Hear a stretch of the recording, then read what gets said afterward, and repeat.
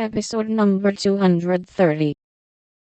Jo wanted to laugh, but restrained herself, and said warmly, for she too was getting excited with all this. Don't swear, Teddy. He isn't old, nor anything bad, but good and kind, and the best friend I've got, next to you. Pray, don't fly into a passion. I want to be kind, but I know I shall get angry if you abuse my professor. I haven't the least idea of loving him, or anybody else. But you will after a while, and then what will become of me? You'll love someone else too, like a sensible boy, and forget all this trouble. I can't love anyone else, and I'll never forget you, Jo, never. Never. With a stamp to emphasize his passionate words. What shall I do with him? Sighed Jo, finding that emotions were more unmanageable than she expected. You haven't heard what I wanted to tell you.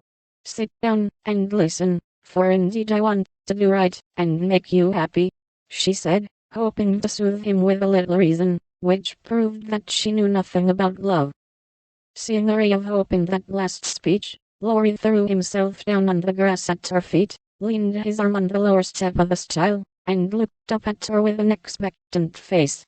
Now that arrangement was not conducive to calm speech, or clear thought on Jo's part, for how could she say hard things to her boy, while he watched her with eyes full of love and longing, and lashes still wet with the bitter drop, or to her hardness of heart had wrung from him. She gently turned his head away, saying, as she stroked the wavy hair, which had been allowed to grow for her sake, how touching that was, to be sure. I agree with Mother that you and I are not suited to each other, because our quick tempers and strong wills would probably make us very miserable, if we were so foolish as to. Jo paused a little over the last word, but Laurie uttered it with a rapturous expression. Mary, no, we shouldn't. If you loved me, Jo, I should be a perfect saint, for you could make me anything you like. No, I can't. I've tried and failed, and I won't risk our happiness by such a serious experiment. We don't agree, and we never shall, so we'll be good friends all our lives, but we won't go and do anything rash. Yes, we will, if we get the chance, muttered Laurie rebelliously. Now do be reasonable, and take a sensible view of the case, implored Jo, almost at her wit's end. I won't be reasonable. I don't want to take what you call a sensible view.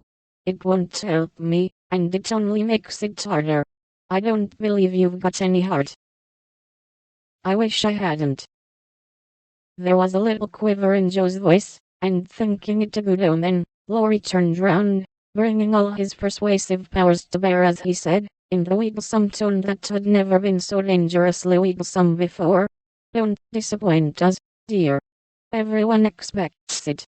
Grandpa has set his heart upon it, your people like it, and I can't get on without you. Say you will, and let's be happy.